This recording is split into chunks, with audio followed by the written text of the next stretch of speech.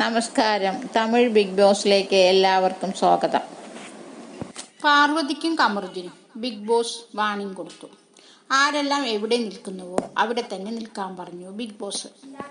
പാറു, കമറുദ്ദീൻ എത്ര പ്രാവശ്യം പറഞ്ഞിട്ടും നിങ്ങളെ ഉപദേശിച്ചിട്ടും നിങ്ങൾ അനുസരിക്കുന്നില്ല. ഇന്നലെ രാത്രിയും കുറച്ചു നേരം മുൻപും മൈക്ക് മൂടിവെച്ച് സംസാരിച്ചു.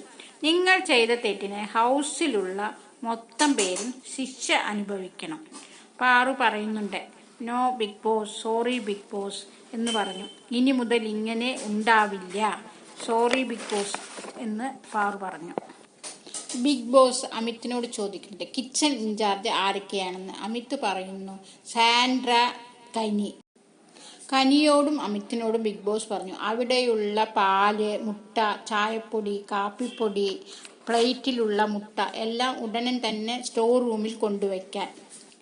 പാർവതിയും കമറുദ്ദീനും ഹൗസിലുള്ള എല്ലാവരോടും ക്ഷമ ചോദിച്ചു. ഇനി മേലാൽ ഇങ്ങനെ ഉണ്ടാവില്ല. കനി പറഞ്ഞു, ബിഗ് ബോസ് പറയുന്നത് അനുസരിച്ചാൽ നിങ്ങൾക്ക് കൊള്ളാം. എന്നാ ശരി, ഓക്കെ, ബൈ, വീണ്ടും കാണാം.